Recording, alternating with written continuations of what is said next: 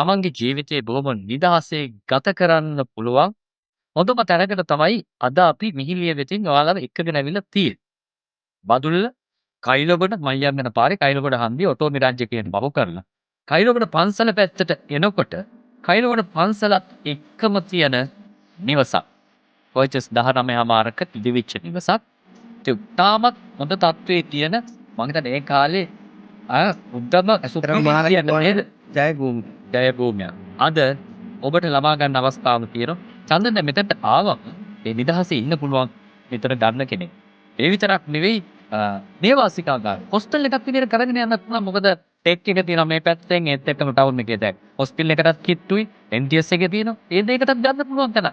මේක මාලක දැන් විශ්වවිද්‍යාලයට හදපු නේවාසිකාගාර තියෙන දුර දැක්කම ඇත්තටම මේ නගරයේ මැද තියෙන පර්චස් 19කට වැඩි ඉඩකඩක් තියෙන මේ සුපිරි ඉඩම ඕනීම විදියකට නේවාසික භාවිතයකට සුදුසු කියලා තමයි අපි යෝජනා කරන්නේ. මේ වගේ ඉඩම් ඇත්තටම බදුල්ලේ නැහැ. මෙහෙම තිප්ප කියලා හිතාගන්නත් දෙයක් මෙතට ආවම ආනක හිතන්නකෝ දැන් අපි ප්‍රධාන පාරෙන් ඇවිල්ලා තවත් ප්‍රධාන පාරකට තමයි වැටෙන්නේ. ඒක මේකේ තියෙන විශේෂ පාර දෙකක් තියෙනවා. පාරක දෙකක් තියෙනවා. ප්‍රධාන පාර දෙපැත්තම කාපට් පාරවල් තියෙනවා.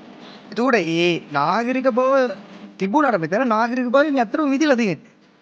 වාහනයක හෝන් සද්දයක්වත් ඇහෙන්නේ. ඕන් සද්දයක්වත් ඇහෙන්නේ මේ මෙතන තියෙන පීටි අනිත් ඒවා මේ උස් පීටි. මේ පීටිමත් එක්ක මේක ඉතාම වටිනවා නේවාසික භාවිතයට.